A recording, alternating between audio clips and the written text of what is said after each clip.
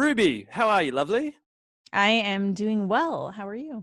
I am excellent, thank you. Mm. What have you been up to today in beautiful LA? Well, lockdown LA.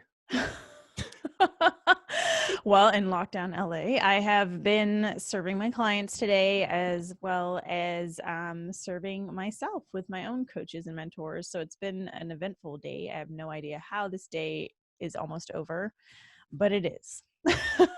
And I get to end it with this, which I've been so excited about. Me too. It was when we met back in Bali a year ago at the Elevate event in April. I'm pretty sure it was last Mhm. year.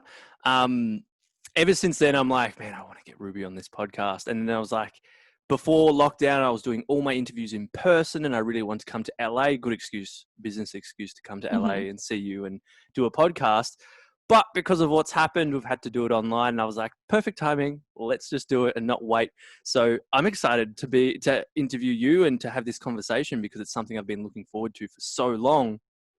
And I think right back at that event, you were one of the speakers that I didn't know who you were going into it, Mhm. but came out with you were the one that impacted me the most Mm. from that 2 hour session on stage. And for me, it really allowed me to, I guess, get more clarity on who I wanted to be. And that was the teachings that you were getting across. And, I'm so grateful for that. And that's why I've been so connected with you on Instagram. And I feel so resonate with your work and Mm. everything that you do. And I love it so much.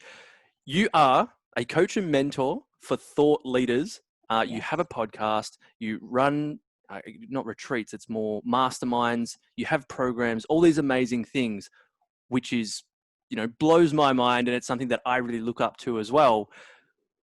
What is a wrap up of your life from start to where you are now? Because there might be a lot of people listening that don't know who you are and maybe see you online and love all your work. But what about that stuff beforehand, a wrap up from where you were to how you got to where you are now? Yeah. So, how much time do I have so I know how? Are we doing a nutshell version? 10, 15. Okay, great. So I grew up in Canada. I was the firstborn from an immigrant family. I come from a culture that has its own beliefs about how we should be showing up. And so, as a female Sikh woman, um, from as young as I can remember, I was predestined on a certain path. And if I were to ever steer off that path, it was wrong, it wasn't okay, it wasn't accepted. I was always a vocal child, but I was shunned for speaking my truth, for asking questions, for being curious. And I was curious about a lot of things because being the firstborn in Canada and having my parents being raised in India, they didn't understand a lot of things in regards to Canadian culture versus Indian culture. And I didn't understand Indian culture.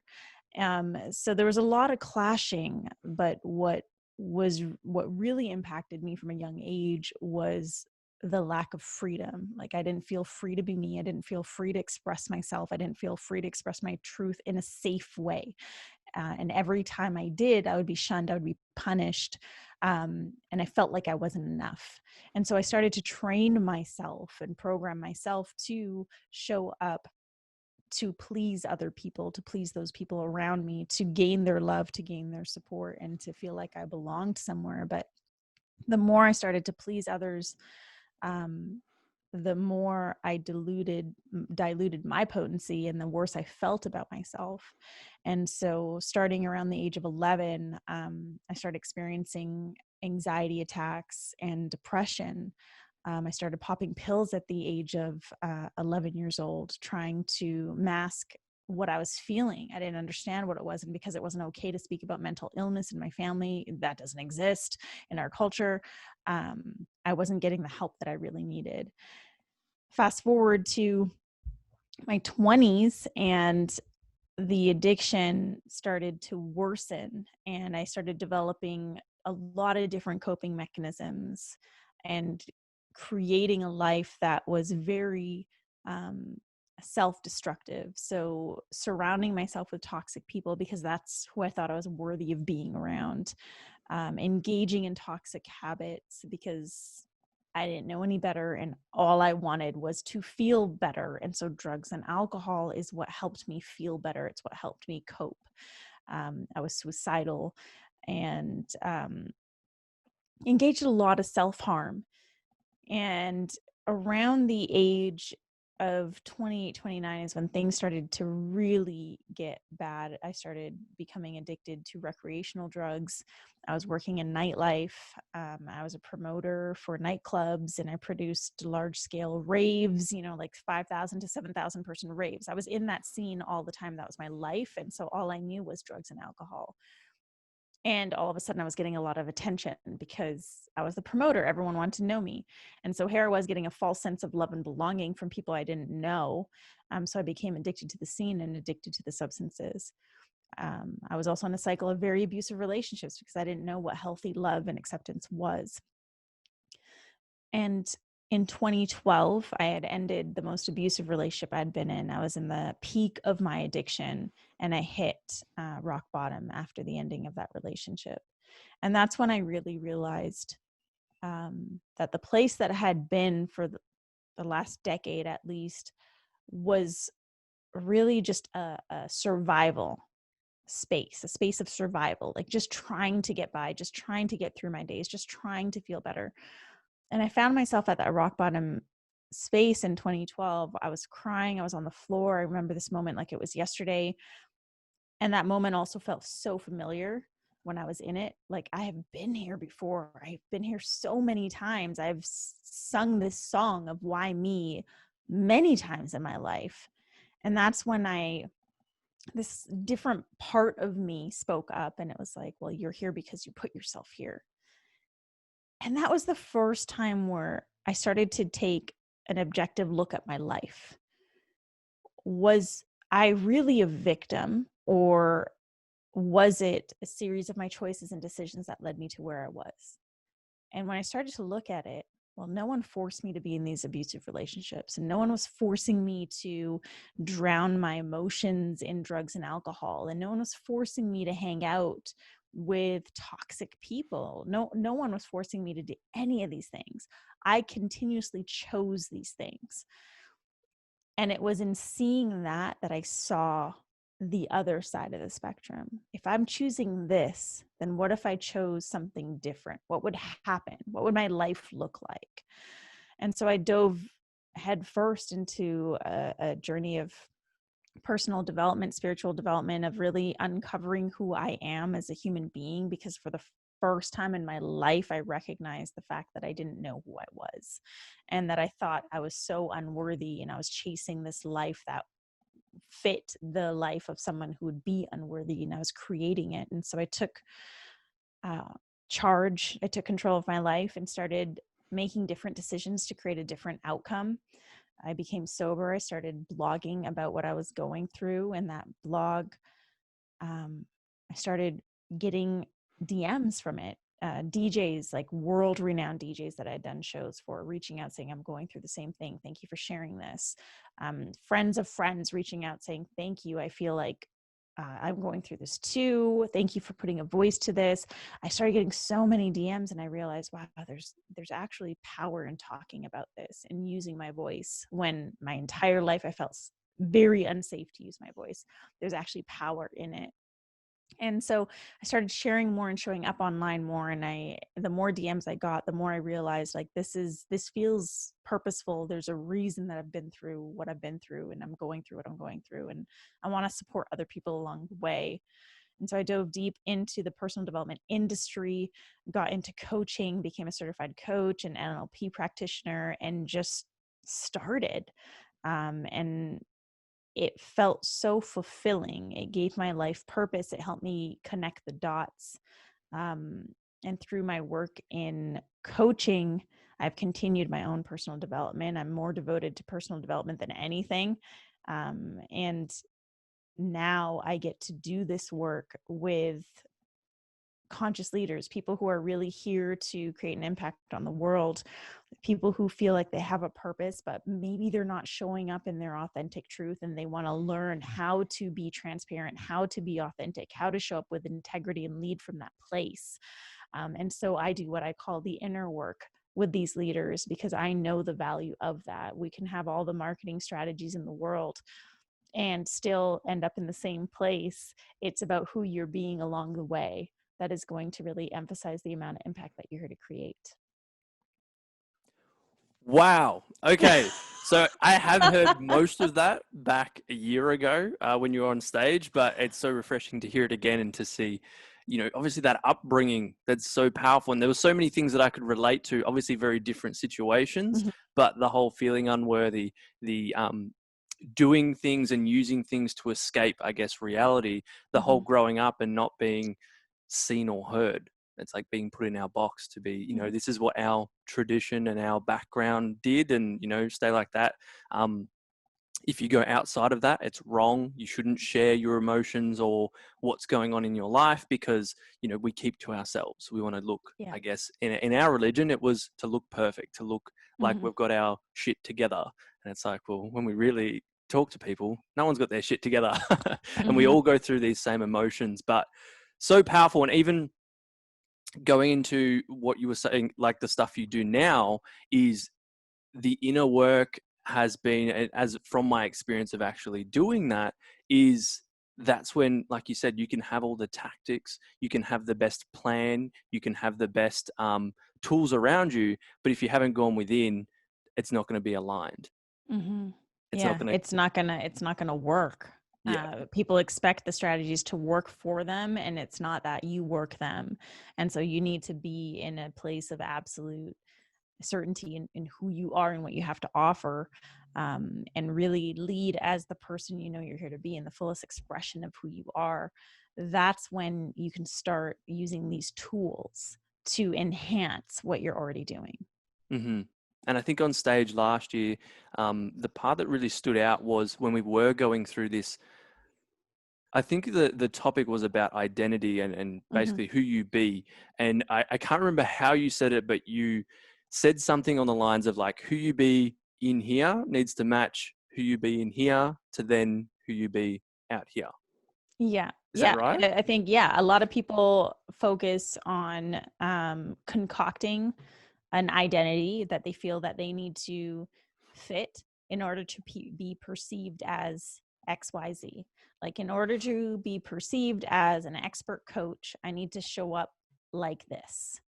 Um, and that's not the case. It's about who you are on the inside naturally when you're not thinking about trying to control how you're being perceived, and bringing that to the surface to create connection with people and letting that be seen. But that starts with you having the courage to really see yourself, to look at yourself, to acknowledge your shadows, to acknowledge your gifts, and to really step into full ownership of who you're being. Because when you start to lead from that place or show up from that place, who you be, when your heart matches your mind and your actions match your heart and your presence matches your heart and who you truly are, that's when you let people in. That's when people can actually feel a connection with you, because you're letting them see the real you. And I think that's really important that you allow people to see you. It's all Hmm. good to have all these things and hold them within and not share them, but they're kind of not seeing the real you if you Hmm. were to share them. And I've experienced that. Like the past 12 months has been, since that event, has been so transformational for me. And it's been a journey of diving deep within and seeing the shadows that I have and the things that I guess I always resisted and pushed away. But when I bring them to the surface and acknowledged them, accepted them, and maybe forgave myself or forgave those people, but then started sharing that, not from a place of I'm sharing it to get the attention. It's that Hmm. this is what I've been through. This is what I am dealing with. This is me. And it's the real stuff. Like, yeah, maybe some things I wasn't 100% proud of, or that it was many years ago, but this is who I am and this is what's my life has been like. And then that allowed people to, like you said, connect with me, to see me, but then also within that it created real connections with people because they could not relate to this, maybe not to the situation like I was saying with yourself, Hmm. but they could relate to how I felt. Yeah. Yeah. And it's like everyone, if we go back to what we were talking about, our stories, whatever your story, I think a lot of us grow up with this worthiness wound, with feeling unworthy or feeling unseen or feeling unacknowledged, unheard.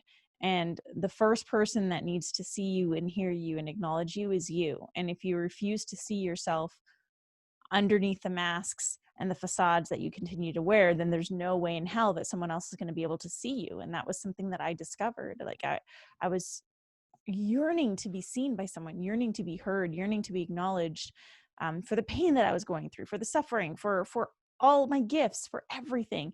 But I wasn't really seeing it, and I wasn't brave enough to see all these parts of me. So it was impossible for other people to see it. But the moment I started seeing it and really standing in conviction of everything that I have to offer and who I am as a human being, and who I'm being, was the moment that people started to see me. And because I stand in this full conviction of who I am, it really doesn't matter if I'm not your flavor. Like if I'm not for you, I'm not for you.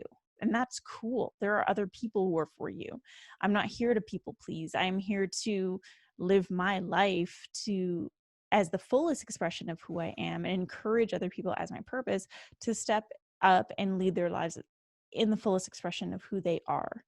And that's just it.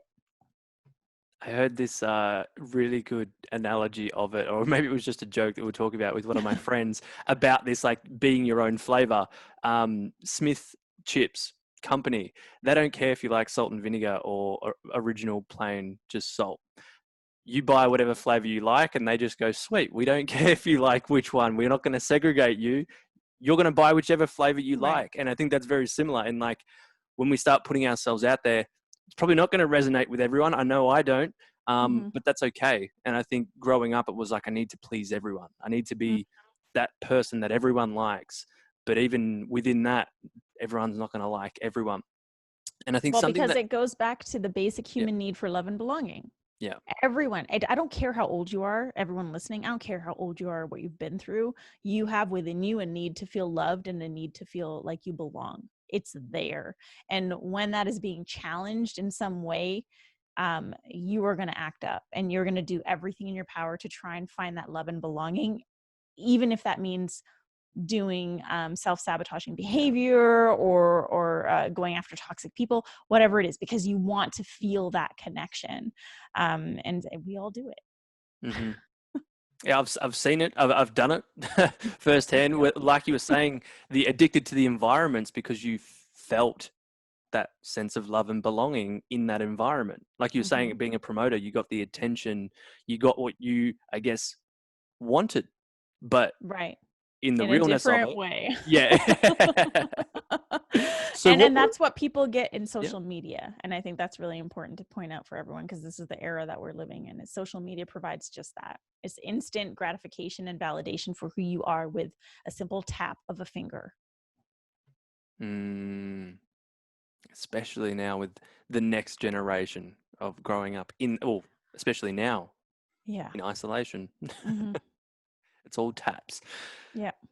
So, what was the downside of you not? How did it affect your life in all the areas? You not allowing yourself to see yourself and allow others to see who you really were. Ah, Well, I mean, I lost all connection with who I was. And when this happens at a young age, you actually don't develop those parts of you either. And so I lost connection with who I was. I lost all all sense of my voice. And so I started picking up habits of mimicking, of pretending, of copying. So if I saw someone act a certain way and they were rewarded by being loved, I would copy that and mimic that. I would try and control how I was showing up so that I could be loved and accepted by others.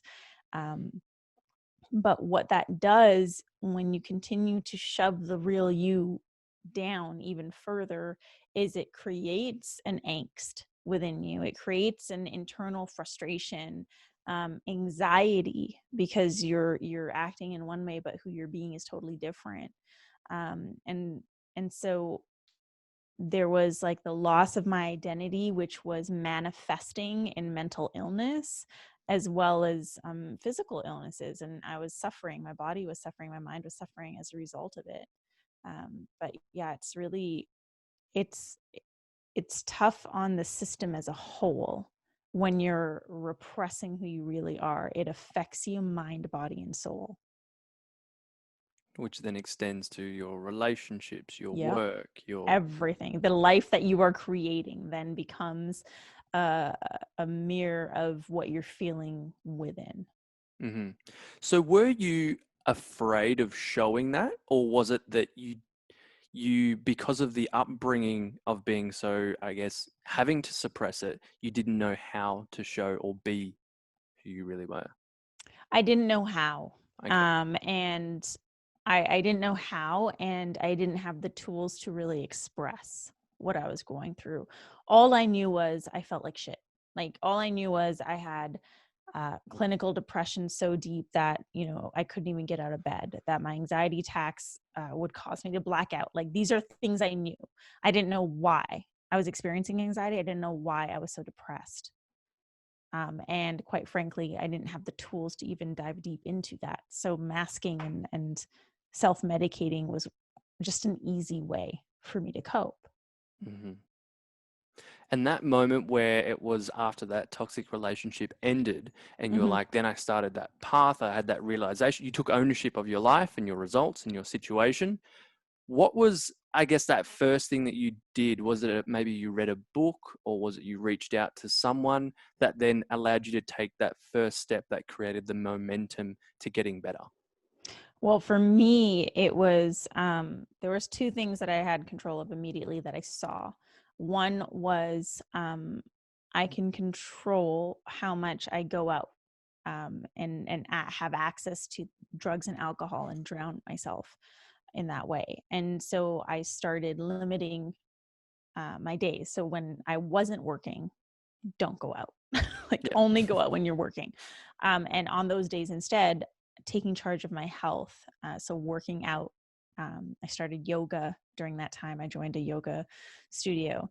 And then the second thing was um, often when you're in that place of having created this life that you don't like, when you're in the space of feeling so unworthy, it's really tough for you to visualize a different life because you feel so unworthy. And so for other people, it might be easy to say, well, what kind of life do you want to live? And it's for the person feeling unworthy for years and years and years and having created this really depressing life, it's hard to say, well, this is what I want, because you don't feel worthy of it. So those words don't even escape your mouth and the thought doesn't even come in your head. So at that point in time, I didn't know what I wanted, but I knew what I didn't want. I knew what I no longer wanted. And so I decided, and this might sound simple and crazy, but it worked. Any time I had to make a decision, because I realized I'm a really poor decision maker, I'm going to pick the opposite of what I normally do. So if a friend asked me to go out at the last minute, I would say yes. No, say no. If I'm going to pick up a bottle of alcohol, well, what would this new me do? It would do the opposite. Don't go do it. So I started doing the opposite of what I was used to doing and what I didn't know that I was doing at that point in time, because I was so early in personal development, was I was actually rewiring and reprogramming myself by making these different decisions and experimenting. Well, what would happen if I didn't go out tonight and I went to yoga class? How would I feel? And when I started to feel those effects in my physical body, like the effects of working out, the effects of going to yoga, the effects of being in community in a yoga class, where there's other people, I don't feel alone, and yet it's healthy, a healthy environment. I can't tell you how many times I cried in yoga classes because it was such a different feeling for me. And so I just did those two things, like really started making different decisions and choices, and took charge of the choices that I did have by taking charge of my health. And that's where I started, because once you start to feel better, once you start to experiment or experience how different decisions can make you feel or lead you in, or which directions they can lead you in, you start to uncover what is possible. Yeah. And I think that's a great piece of advice for people that are in that spot where Hmm. what's that first thing, and it's having those realizations, but also realizing what you are doing and what's not serving you, whether it is the environment, the people, the substances, the things that we're using. And I think for me, if I look back into those things, it was seeking validation outside of myself. And that was Mm-hmm. keeping me where I was. It was doing things that were to people please, that were making me, well, at first, the gratification was, yes, I'm making other people happy. But within myself, it was like, yeah, but at my expense, my energy, my time, my money. And for me, it was like, that's not serving me. And then even bring to step out as a leader, even if it's on podcasts or whether it's in my my programs, it was, I need to allow myself to be seen. And Mm-hmm. before, it was like, I'd always, my ego would want everyone to hear all the amazing things. Mm-hmm. I think it was Kevin that really inspired me on how to share my story through that, what my ego wants you to hear and Mm-hmm. what it doesn't want you to hear. And that was like, wow, like my whole life, I've been showing everyone the highlight reel, which was great. But I was also just showing myself that, and I was ignoring all the not so good things. But it Right, made because me, you're unconsciously trying to be perceived in a certain yeah. way. But that's the part where you get to love that part of yourself, because that's such a human part of yourself. You get Hmm. to love that part and say, "Oh, I get it. You just want to be seen. Let me see you. Let me acknowledge this part of you that so desperately wants to be acknowledged." And when you do that, you don't need that acknowledgement from other people. Hmm. So it's not about going to that and healing it, changing it, fixing it. It's just No. acknowledging it for what it is. Yeah, we're human, Yeah. like people who say uh who call the ego all bad. We don't need ego. You don't have fear. No, like fear is natural. We have that response built into us. We have the ability to feel it. It's natural. It's how you choose to react to fear when you feel it. And your ego is your sense of I. It's your sense of self. It's what anchors you into your individuality. It's when that becomes inflated that you need to be cautious. But in leadership, especially today, with the digital world being what it is and validation being the power of a fingertip, we have to be that much more cautious of why we're showing up. And I still get tripped up sometimes. Like before writing a post, I check in with myself. Is this to serve my audience, or is this to serve me? Hmm. Meaning, am I writing this to receive some sense of significance, validation, or importance from my audience, or am I really writing this to serve? Because social media is literally built to fuel the ego, or another, on the opposite side of the spectrum, kill your worth, right? Which is why the people pleasing and the comparison um, feels more amplified nowadays, because Hmm. everyone is on their screens. And how can we take back our worth in an age of social media? Yeah, number one, like step one is get off social media for a bit, like take a real detox. For some people, it takes 24 hours for them to realize how much they're attaching their worth to social media. For some people, it takes a weekend, for some people, a week.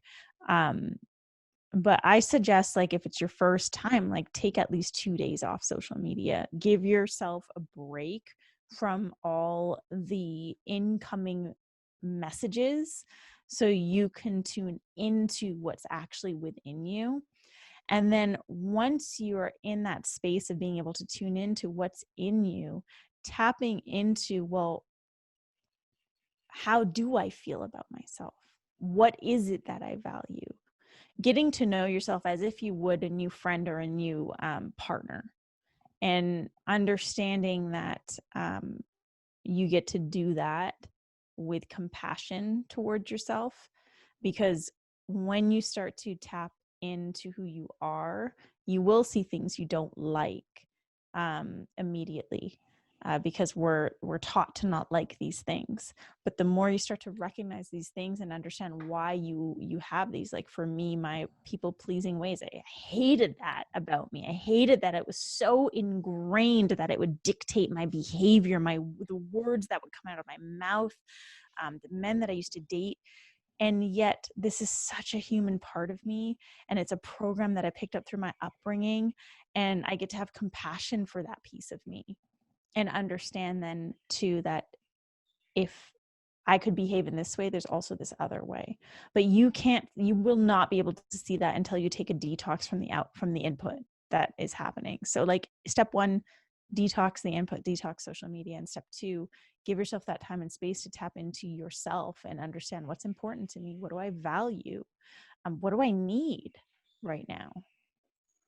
I think that's so cool that we can have that realization, and we could do that detox with so many different areas of our Mhm. life, whether it's Yeah. the work that we do, it could be from relationships or dating or sex, it could be from food, it could be Mm-hmm. from so many of these things that we get so ingrained into, or I guess consumed by, and then we just Yes. think that that's our normal life. But as you said, we have those choices whether to do that or not to do that. And I think the first realization is that awareness of, am I happy with my result? Like you're saying back Mm-hmm. in your story, am I happy with this? No. Okay, I have the choice to do something different. Mm-hmm. Yeah, you always have the choice. And yeah, you're right. There's so many things that are coming at us at every angle, from other people to the food that we put into our body to consumption on all levels. Social media, what we read, what we listen to, the conversations Yeah. that we have. And I spent 14 days in the Amazon jungle last November on a plant medicine dieta. And in dieta, when you're in dieta, you're doing plant medicine every other day. But in addition to that, you're dieting everything. So I was dieting food, I was dieting consumption. There was only like one book I was allowed to read. You're dieting conversations, so your conversations are kept to a minimal. You're dieting sex, you're dieting contact, and the diet continues afterwards, before and after the 14 days. And here I was in a little hut in the middle of the Amazon jungle, like in the middle of nowhere. There are spiders the size of my hand all throughout my bamboo hut. I'm sleeping on like a moldy single mattress with a mosquito net. It was really bare bones where I was at. And the first 3 days, I cried so hard because I didn't know how to live without all my things. And I didn't think I was going to have that hard of a time because I can go minimal. I'm good with that. I have good boundaries with my phone. But being in an environment where I had nothing, and also the contact with other people and dieting food, and then realizing then, wow, I am inputting so much in so many different ways. And when you start to realize how much you're inputting and cut that, that's when you can start to really understand who you are.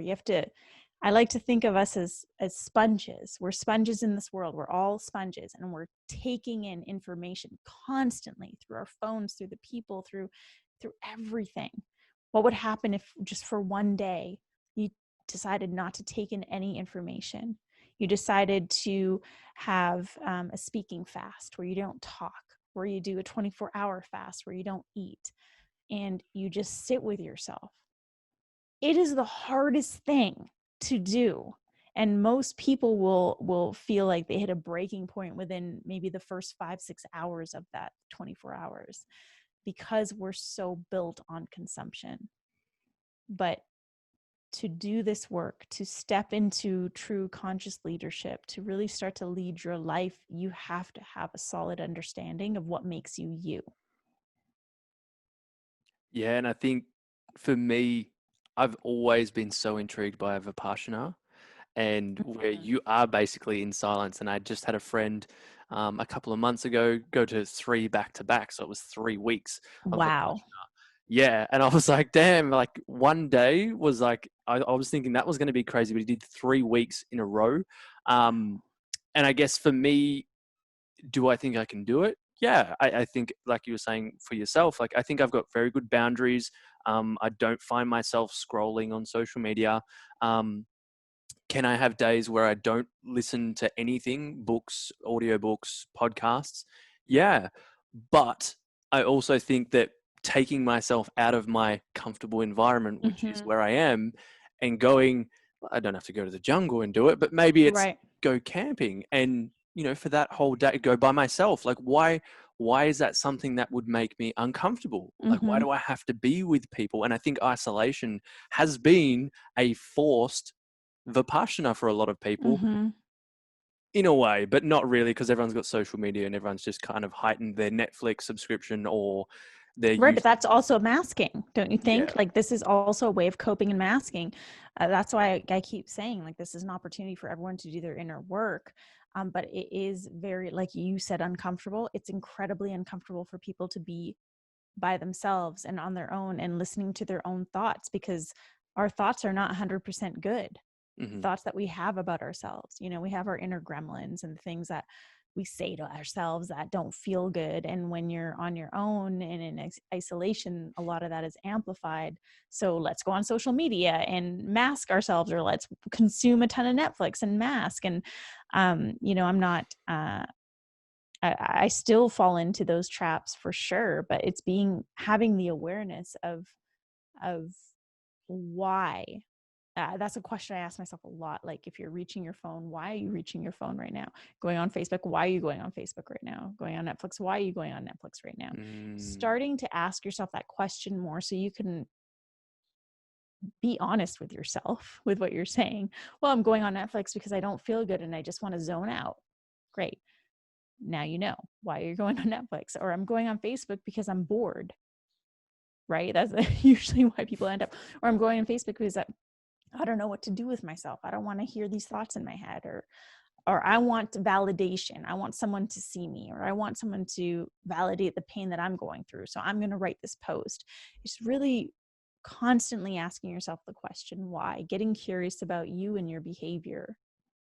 and I know I felt that with Mm-hmm. social media recently, especially in where we are right now in the Yeah. situation. I knew that when I was dating and I was on online apps, that was seeking that validation. It was like every swipe was a new hit. But then it Mm-hmm. was like, again, asking that question of, why am I doing this? Like, what is it Yeah. actually giving me? And is it Mm-hmm. actually filling that gap, or is it masking that gap that I perceive to be there?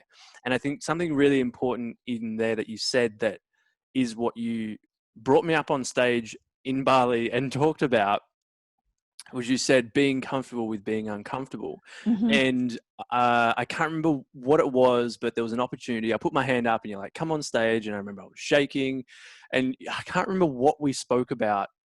And you were like, what do you want? Or share what you want to do or what you want to create in the world. And I'm like, yes, I want to speak on stages, all of this. And I want to be really comfortable on stage. And you were like, how do you feel now, or something like that? And I'm like, really uncomfortable. I was shaking, I was nervous. And you're like, I'm uncomfortable, but I'm comfortable with being uncomfortable. Mm-hmm. And it's like, sometimes you're never going to be 100% comfortable with those situations, but when you find comfort in those, you Mm-hmm. move through it.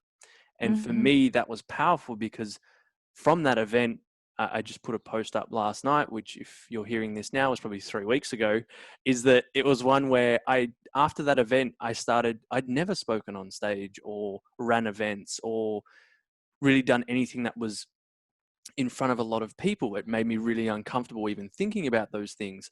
But every time I did it, yes, they're uncomfortable and they still are now. But Mm-hmm. every time I grew that little bit more comfortable with that situation, I started to trust myself, and I knew that I was coming from a place of serving. So that uncomfortability was just like, okay, I know why it's there, but I'm going to step into it. I'm going to move through it. And that's going to make me more comfortable each time. Mm-hmm.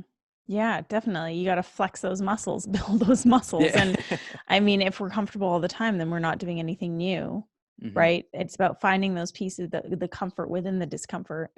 And that often comes back to your why. If your vision is to speak on stages, to, spread your impact and serve the people you're to serve, and you're highly uncomfortable on stage, driving it back to the why and reconnecting to that why, to find that comfort, like, this is why I'm doing this, within the discomfort, which makes it easier to navigate through. I've created a habit out of loving being in the discomfort. I love being in it. I thrive in it, because to me, the comfort, the silver lining in the discomfort, is that there's something here for me to learn. There's an opportunity for me to grow and expand on myself. We don't go into the jungle and do a plant medicine journey if you want to be comfortable. Oh my God.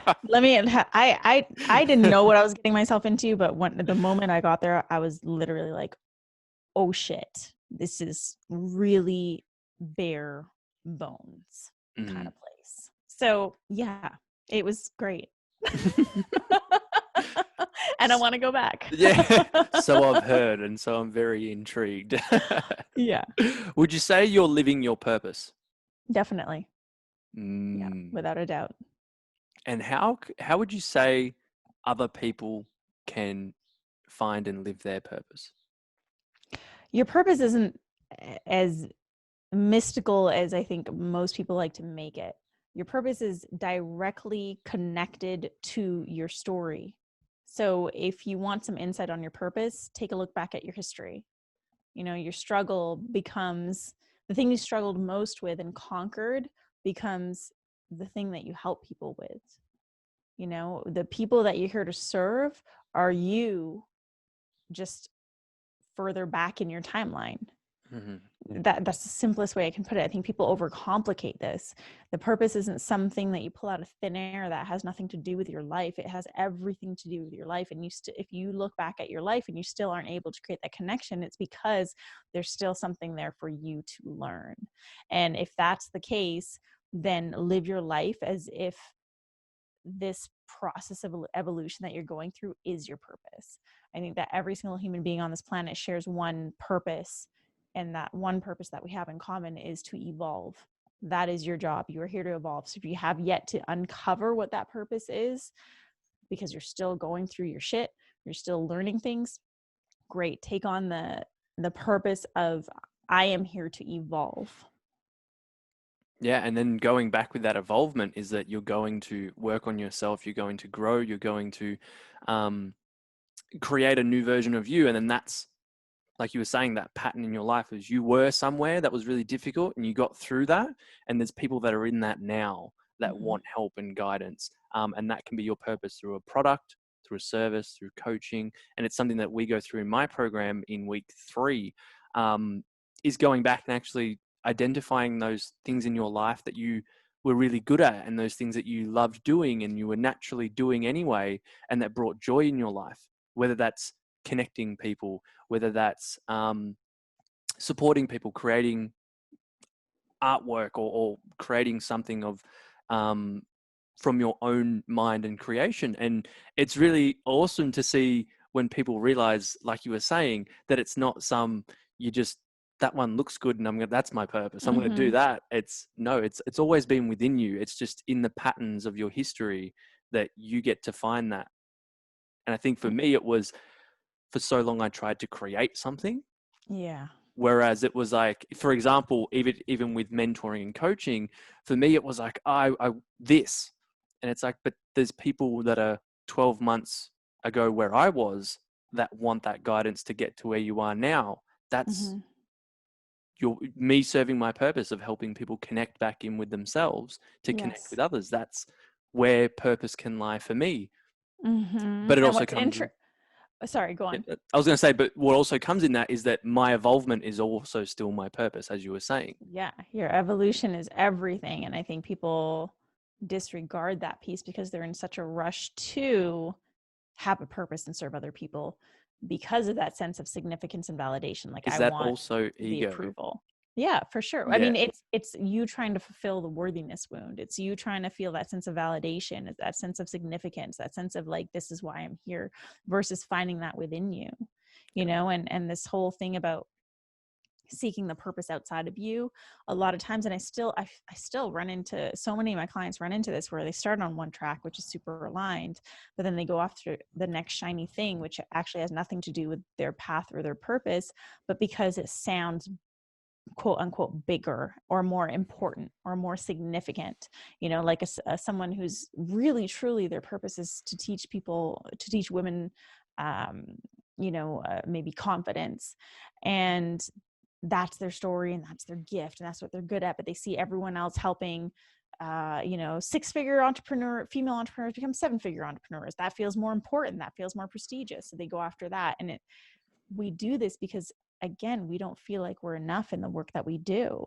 For me, the same thing. When I evolved naturally into the space of leadership, I am now playing in a space within the personal development space that has a lot of big names with big followings. And I can look at myself and look at my social media and compare myself in those ways and my accomplishments, my external accomplishments, and say, like, I am peanuts next to these people.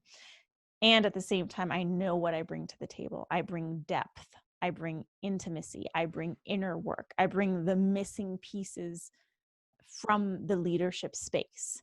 This is why I'm here. And I bring the authenticity and the integrity and the transparency back into the space. And so really getting clear on what your gifts are and the way in which you serve them, without getting distracted by the noise, again, the input that we see other people doing. It always comes down to your self-worth and who you're being and how you feel about yourself, always. I love that. What is the worst thing that has ever happened to you, and how is that the best thing that has ever happened to you? So it's funny because I don't look at things as being worst thing. There's nothing in my life that I regret. Even the shittiest decisions that I've made in my life, I do not regret. The worst thing, and the best thing that ever happened to me, would definitely be, I would say, my choice to mask my emotions through addictive behavior, through my addiction. Um, it it was horrible in that it destroyed me mentally and physically. Destroyed me. I mean, when I say addiction, I mean I was addicted. I didn't go a day without, drugs or alcohol, mostly both. It destroyed my family relationships. It destroyed everything. And at the same time, it was the best thing that happened to me because I now understand my coping mechanisms and what it's like to feel so disconnected from myself. So I know what that feels like. And now on where I'm at today, I know how good it feels to be connected to myself. And so it provided me with that gift of knowing what it would be like to live life this way, and then having the insight to live life a different way. I don't regret it. Those were very challenging years in my life, but they served a purpose. Mm-hmm. And like you said, like as much as we wish we could change some things, it also Mm-hmm. played such an important role in making us who we are. And it's important Exactly. for a lot of, or all of us, to look back and not be like, I hate myself because of that. It's like, yeah, there's probably some things we wish we could have changed or not did, but we can't change that. We can't look back and go, I wish it was different, because it's made us who we are today. And that's where we can use it in our purpose to then serve and help people that are also in that situation. Yeah, exactly. Which I think is so powerful. To see where you've come from to where you are now is, or to hear, not to see, but that's crazy. Like, again, it's totally different to mine. I've never had those addictions with drugs or alcohol or Mm-hmm. anything like that, but to know that I do know people going through that, and to hear stories, and this is why I've got a podcast. Mm-hmm. It's to share these stories so that people get that inspiration and hope to go, I can move through what I'm going through. Mm-hmm. I Yeah. can change my life. I can create a different life for myself. Um, so yeah, and I love that how everyone I ask this to is very conscious, and they're like, I don't see it as the worst thing, but I'm like, for the point of the podcast, Yeah. I might change it to the most challenging thing that's happened in your life, not the Yes. worst thing. Yeah. You'll get the same answer from there. Mhm. What is the best advice you've ever been given? Best advice I've ever been given was from my dad, when I was going through my divorce.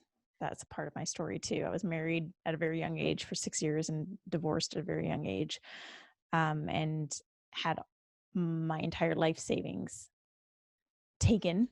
Um, And I remember crying to my dad saying, like, what do I do? Like, do I get a lawyer? What do I do? And my dad said, look, you can always make more money. You have to ask yourself if this is something you really want to fight. Is it worth your energy? And I was shocked because my dad's not someone to, to say stuff like this. But when he said that, it put me in check because I realized that so much of me wanted to fight this. I wanted I wanted judgment. I wanted someone to say this was wrong, and like, you can't just take her money. This is wrong. You're wrong. I wanted that so badly. And I also was devastated that everything I'd worked my entire life for up until that point was taken. But it felt so empowering to hear that because I was like, yeah, I can make this money again, which I've done 20-fold. And it taught me not to get wrapped up in reactions and instead to really use my power to consciously respond to situations. As devastating as they can be, you still have the power to respond. Which would have been tough in that moment because you would have been like, no, I want to just get that back. Oh my God. It was so, especially being so young. I was 26 and I thought the whole world revolved around me. And I couldn't, it blew my mind. And then when my dad told me that, I was like, wait, what? And it gave me his advice allowed me the space to calm down, to not react or take action from a reactive place, and instead come to a conscious decision so I could respond to the situation versus reacting to it. And I didn't do anything. I didn't fight for it. I did nothing. And it was the best decision in that whole situation because it allowed me to start clean in my own journey. It probably gave you that freedom and to cut that tie instead of keeping on with it, which would have kept going on Right. for, however long it went on for, the Right. time, the energy, the emotional expense of that.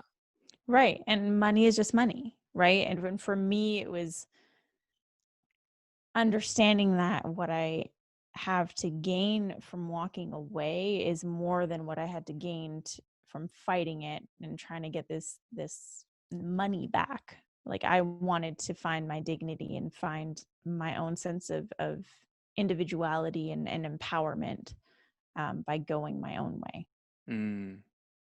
Powerful. So what advice would you give your 16-year-old self? Mm. Um, I could write a book to my 16-year-old self. No, but I mean, again, because I don't regret anything, I would just tell my 16-year-old self, you are seen, I hear you, I see you, I acknowledge you, and I love you. Keep going. I think a lot of 16-year-olds need to hear that. Mm-hmm.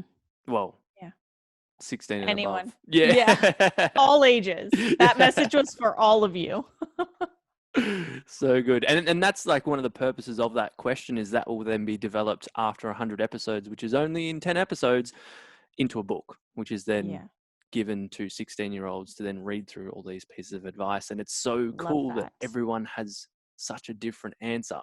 Yeah. Which I thought a lot of those would be the same, but they're actually really different. Okay, that meaning-wise, they're very similar, but Mm-hmm. said in different ways. And Different that's what I ways. love about it. And yeah, if I could go back and hear that at 16, definitely. Because at 16, I was trying to fit in with the soccer kids, the Aussie footy kids, Mm-hmm. the girls, all this. In school, I was trying to be in all the different groups and trying to mask so much, thinking that no one needs to hear my, well, I don't have anything to share. I'll just try and fit in with every group. Yeah. Trying to And find love and belonging.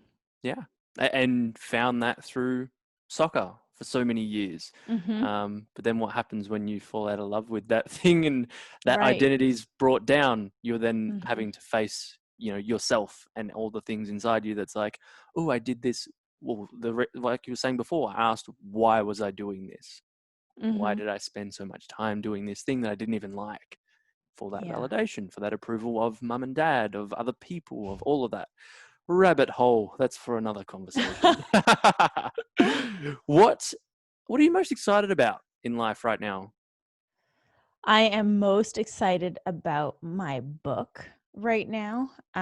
It feels like a long time coming, and let me tell you, the process of writing a book is also another level of personal development that I wasn't prepared to enter.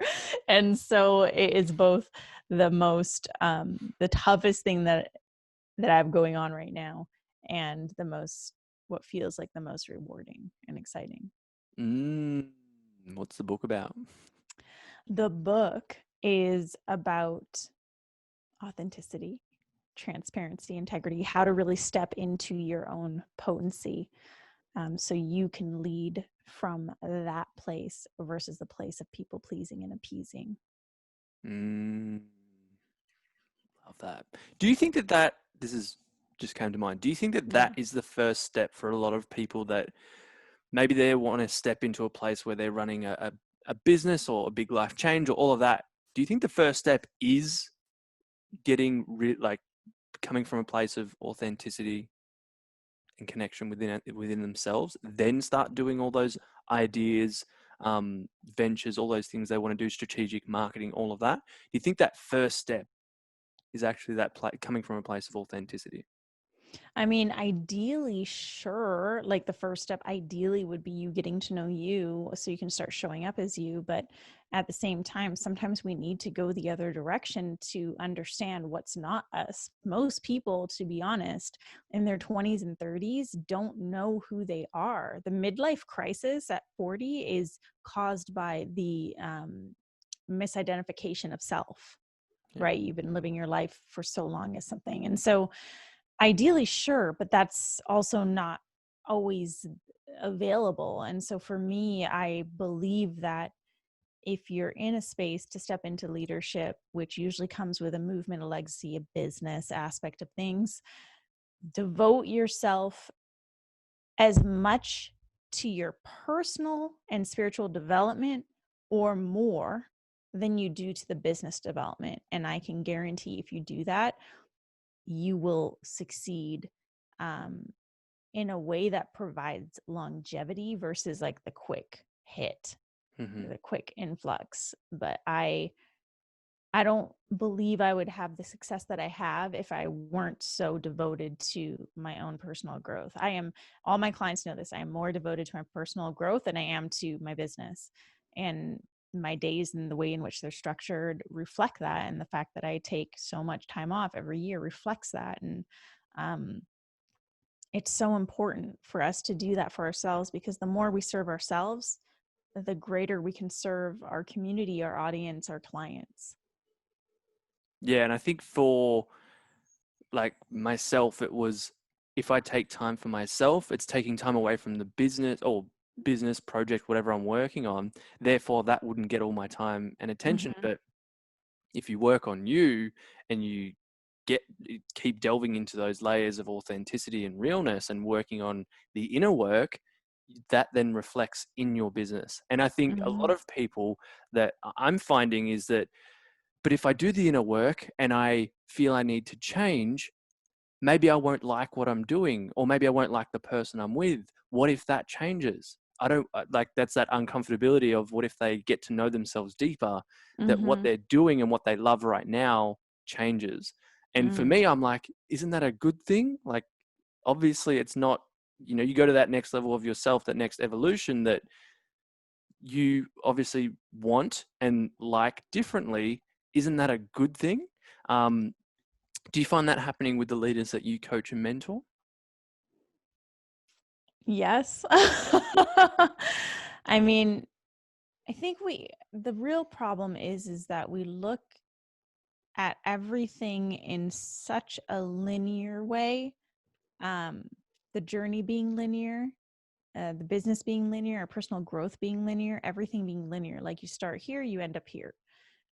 But that's not the way life works. Like there is depth, and that's what we're here to create. And the more you get to know yourself, the more you dive into your inner work, the more depth you create in yourself and your being, and in the way in which you serve, then you have more depth. The the gifts that you have have more depth. The words that you speak have more depth. Everything that you have to offer has more depth because you've created that depth within yourself. And so I think as a society, we just have to stop looking at things, even though our entire world is built on a linear model. We have to stop looking at things in such a linear fashion because it's not linear. There's not like A to Z. It's not a beginning or an end. There is depth in everything that we do. And if we start to look at the depth and focus on building that depth or enhancing that depth, that's when you start to create that sense of fulfillment. I prefer saying fulfillment, but fulfillment and success in your life, because there is depth to it. Mm-hmm. What impact do you want to have on people, the community, and the world?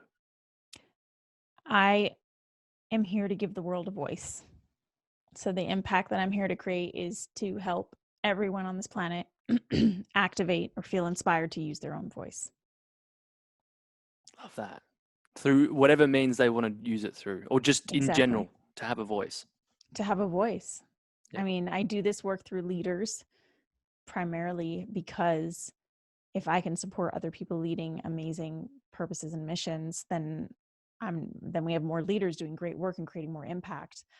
But there's a ripple effect from my work, and really I want everyone on this planet to feel empowered to use their own voice, to understand that they have a voice, to understand that they have a right to use their voice, and it's okay to use your voice, especially the leaders. Like, you don't have to show up in some cookie cutter form to appease the masses. You're not here to do that. You're here to lead your mission, your purpose, and that mission and purpose was given to you for a reason. You've lived your life for a reason, so you get to use your voice to spread your message, to activate your mission and your purpose, to lead as the most authentic, fullest expression of who you be.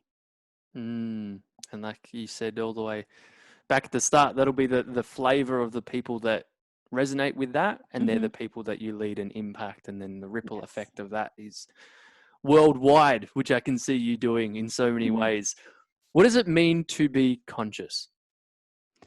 To be aware, simply put. To be conscious is to be aware. It's just to be aware of how you're showing up, why you're doing the things you're doing. That's why I love the question why, and being conscious of your behaviors, being aware of your behaviors, being aware of your patterns, being aware of the world around you and the impact that you have on the world, even if that impact is negative. But simply put, it's awareness. And what does it mean to be a conscious thought leader? It's to be a leader who leads by heart and not by ego. It's to be a leader who is here to lead by serving others and not serving ego. It's a leader who is here, who understands that the deeper that they dive into their inner work, the deeper that they're able to support those that they're here to support.